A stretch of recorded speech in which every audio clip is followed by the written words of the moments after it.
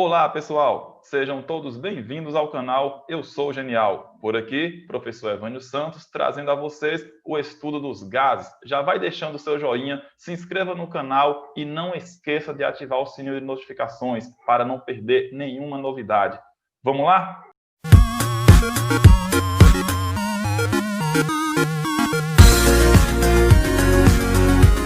Falando das variáveis de estado. Pessoal, trago a vocês o estado mais simples da matéria, o estado gasoso, porém com toda a sua complexidade.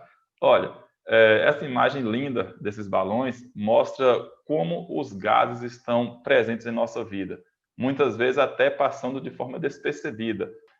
Esta é a imagem da nossa atmosfera, que nos mantém vivos. A atmosfera é formada por diversos gases, é ela que nos mantém vivos, nos protege contra a radiação ultravioleta, mantém a Terra aquecida, dentre outros benefícios.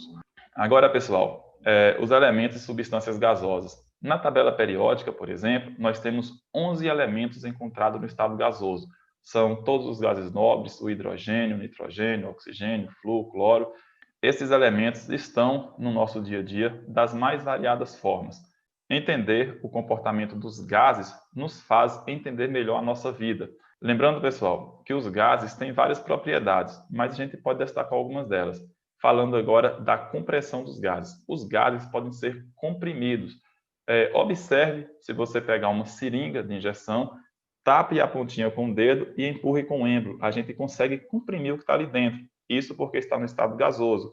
Nesse estado, existe um espaço bem considerável entre as moléculas. Por isso que a gente consegue diminuir aquele espaço pressionando o êmbolo de uma seringa, por exemplo. O mesmo acontece com uma bomba para encher um pneu de bicicleta, dentre outros exemplos.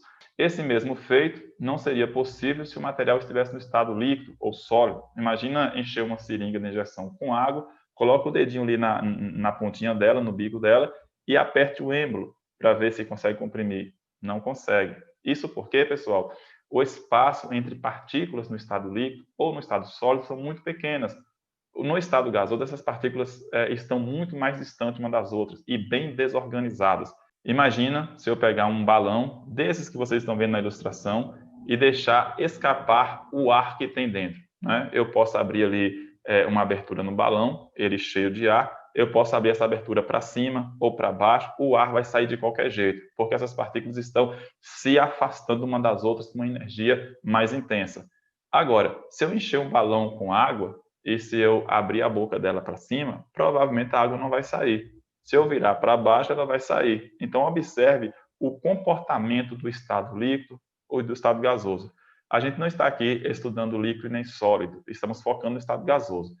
Foi só para a gente fazer um comparativo. Então, vamos nos atentar mais ao objeto do nosso estudo da aula de hoje. Então, falando do movimento caótico dos gases, eu já estava comentando agora há pouco, essas partículas contêm uma energia cinética mais intensa do que nos demais estados, então essas partículas estão o tempo todo para lá e para cá, e por conta disso, o ar presente dentro de qualquer recipiente consegue ocupar todos os espaços. Se eu pegar, por exemplo, vou voltar aqui no exemplo do líquido, se eu pegar um balão e colocar um pouco de água, a água só vai ocupar uma região do balão, ela não ocupa toda a região. Mas se eu colocar ar, o ar vai se espalhar por todo o balão. Quanto mais ar, mais volume ele tende a ocupar. Então, pessoal, falar sobre pressão é um termo muito importante no estudo dos gases, porque quanto mais comprimido o ar ficar, maior será a sua pressão. E a gente pode ver diversos exemplos. Se vocês observarem um isqueiro, observe um isqueiro transparente. Dentro dele contém gás. Só que se você observar com mais atenção, vai ver que ele está líquido. Aí o pessoal fica confuso. O ar líquido? Como assim?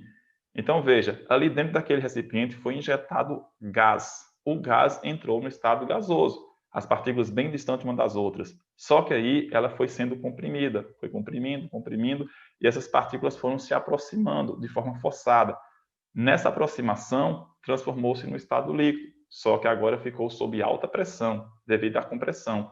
Isso quer dizer que se você abrir a válvula do isqueiro, o material que está ali no interior vai escapar, só que ele não vai escoar, ele não sai no estado líquido, ele já sai no estado gasoso, devido à diferença de pressão dentro e fora do recipiente.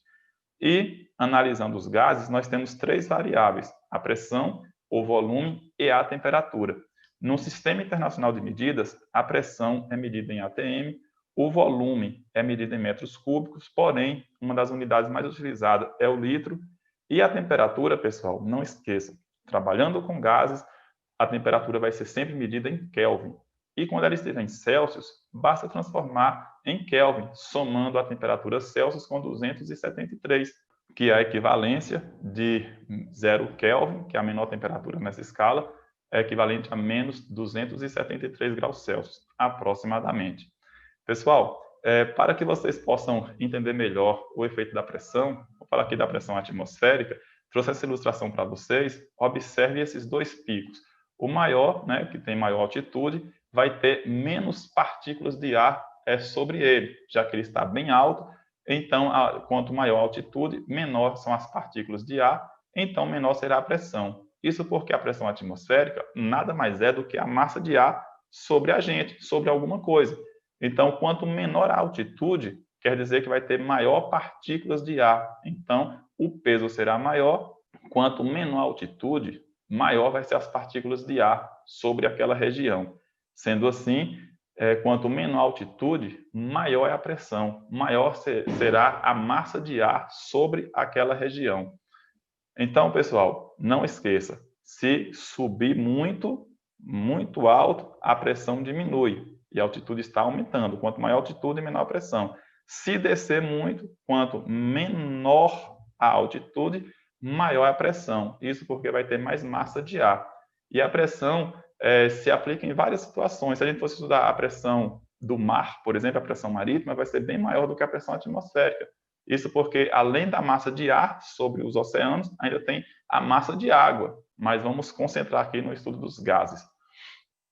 Pessoal, para analisar os gases, a gente precisa trabalhar com algumas equações. Trago a vocês a equação geral dos gases e a equação de Clapeyron, né, que é muito conhecida. Então, vamos ver aqui passo a passo.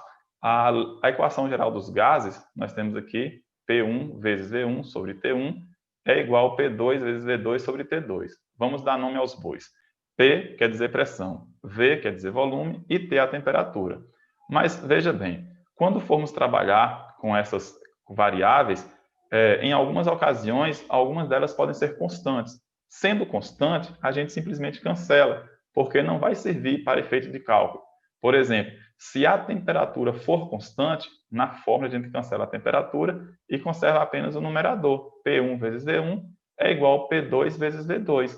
Há situações em que a temperatura é constante, a gente pode chamar de isotérmica. Térmica de temperatura e isso de mesmo, semelhante, né? Constante. Quando o volume for constante, nós podemos cancelar os volumes e vamos ter na fórmula P1 sobre T1 é igual a P2 sobre T2. Lembrando que onde tiver 1 quer dizer que é o momento inicial, onde tiver 2 é o momento final. E quando a pressão for constante, a gente cancela a pressão e a fórmula fica V1 sobre T1 é igual a V2 sobre T2. Simples assim. Lembrando que na fórmula, quando ocorre multiplicação, como é o caso de P1 e V1, né, quando a temperatura for constante, aqui os valores que estão sendo multiplicados são inversamente proporcionais. Isso quer dizer que quanto maior a pressão, menor será o volume, ou vice-versa. Quando ocorrer a divisão, como é o caso do volume constante ou pressão constante, quando o numerador aumentar, o denominador também vai aumentar. Ou seja, aumentou a pressão, aumenta a temperatura. Aumentou o volume, aumenta a temperatura. E vice-versa. Pessoal, sobre a equação de Clapeyron, né, que é muito utilizada no mundo da química, nós temos aqui o pica-pau mostrando para vocês, PV é igual a nRT, vários apelidos vão surgindo, né? Alguns envolvem muita sacanagem, que eu não vou poder falar com vocês aqui. Mas tem um que é bem simples. Observe aqui, ó, PV é igual a nRT, eu posso ler, por você, nunca rezei tanto. E para entender melhor, veja bem, o P significa pressão, o V é o volume, o N é o número de mols, né, presentes no exemplo. O R é a constante universal dos gases. Pessoal, a depender das circunstâncias, esse R assume valores diferentes. Só que, na maioria das vezes, o valor mais utilizado é o 0,082. Geralmente é fornecido na questão. E o T é a temperatura, sempre em Kelvin. Então, pessoal, essa constante vai ser de grande valia nos nossos cálculos. Quanto ao volume molar, deixa eu explicar para vocês. Na CNTP, quer dizer, condições normais de temperatura e pressão.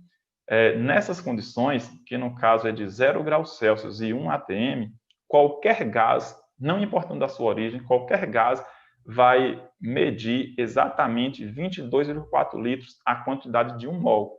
Isso é o que se chama volume molar. Se eu pegar 1 mol de gás oxigênio, de gás carbônico, de gás nitrogênio, seja lá de qual gás que for, se eu pegar 1 mol desses gases, deixar a 0 graus Celsius e 1 atm, o seu volume será de 22,4 litros. Esse é o volume molar, considerando o nível do mar, 1 atmosfera ou 1 atm.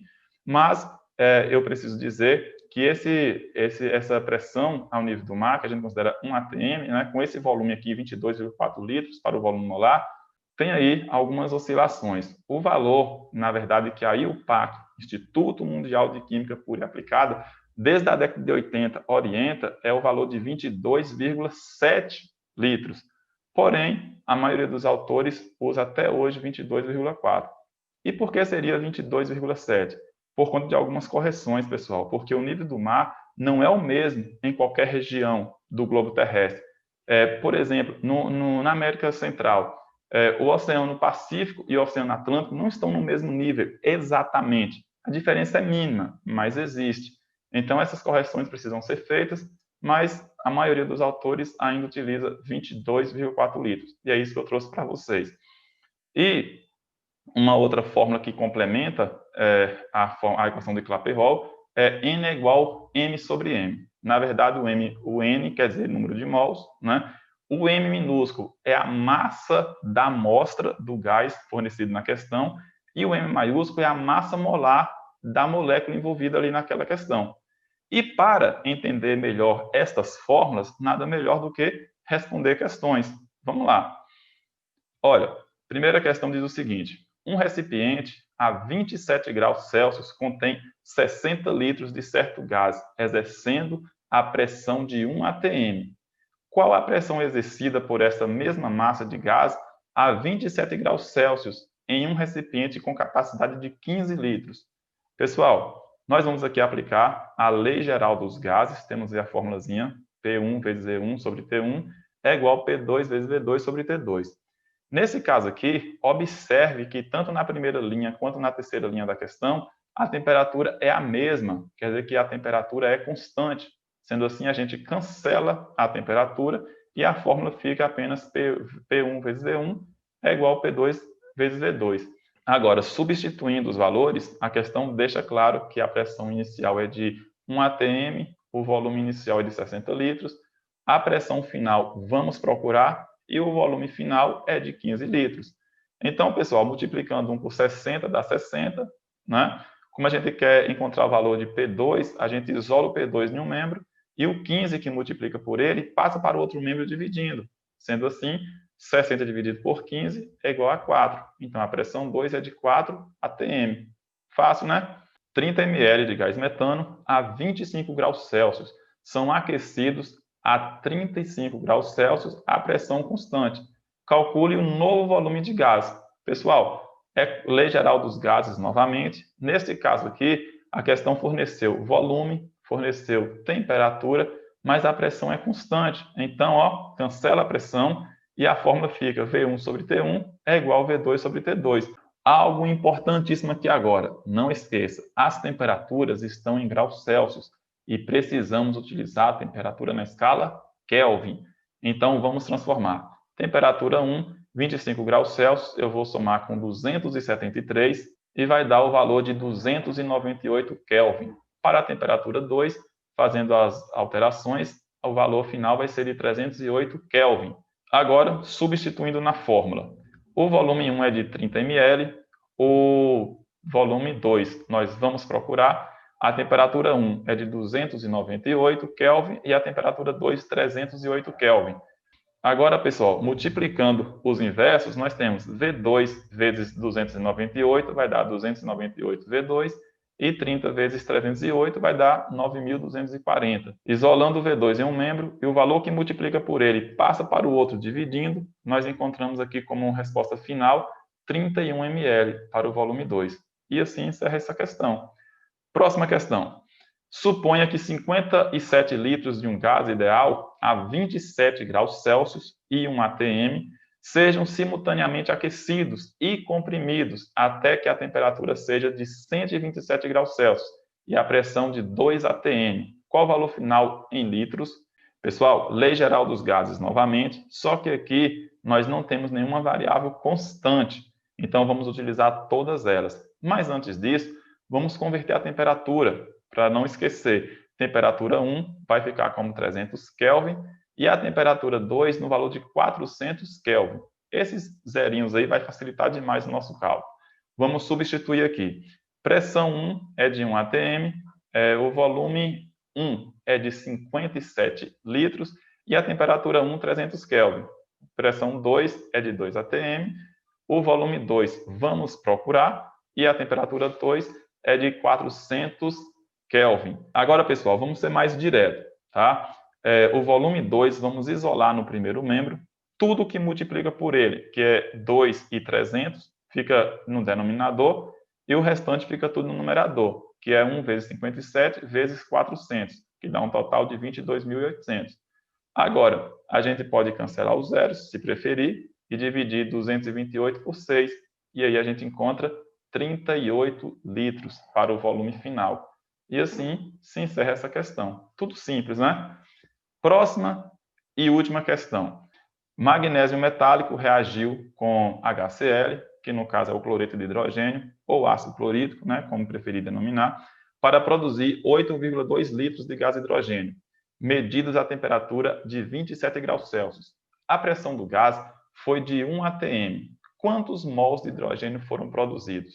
Agora vamos calcular. Mas, professor, que fórmula que eu vou utilizar? É a lei geral dos gases? Pessoal, vamos ver as informações da questão. Aqui só mostra um único volume. Nós não temos volume inicial e nem volume final. Nós temos uma única temperatura. Nós temos uma única pressão. Então, nós não temos um momento final para comparar com o inicial. Deu um valor sozinho para cada variável. E, além disso, a questão quer saber o número de mols, tá? Então, observe qual fórmula tem o número de mols. E ainda deu uns dados na questão, o valor de R, 0,082. Obviamente, nós vamos utilizar aqui a equação de Clapeyron. Mas antes de desenvolver o cálculo, vamos transformar a temperatura, porque é importantíssimo. Temperatura vai dar 300 Kelvin. Agora, substituindo na fórmula, a pressão é de 1,5, o volume é de 8,2, o N nós vamos procurar, é a nossa incógnita, o R 0,082 e o T é 300. Agora, pessoal, isolando o N no primeiro membro, ou em qualquer deles, não importa, tudo que multiplica por N passa para o denominador. No caso, 0,082 vezes 300, não importa a ordem. E o restante fica no numerador. Eu poderia já colocar os valores multiplicados, mas veja que nós temos atalhos, caso não tenha uma calculadora, por exemplo, facilita demais. Observe que no denominador nós temos 2 zeros e nós temos número decimal também. Sendo assim, eu cancelo os 2 zeros e avanço 2 casas com a vírgula. As propriedades me permitem fazer isso. Agora, observe como ficou fácil. Em cima e embaixo tem o mesmo valor. Cancela. E aqui agora nós temos 1,5 dividido por 3. Aí ficou fácil, né? 1,5 dividido por 3 vai dar 0,5 mol, que é o que nós estamos procurando. Pessoal, vamos ficando por aqui. Espero que tenham gostado da aula, que tenham realmente entendido. Na descrição do vídeo tem um exercício, tentem responder e eu trago na próxima aula a correção do exercício. E agradeço demais se você divulgar o nosso canal, compartilhar com o maior número de contatos possíveis. O nosso canal só cresce e vocês também. Valeu, pessoal. Até a próxima. Tchau.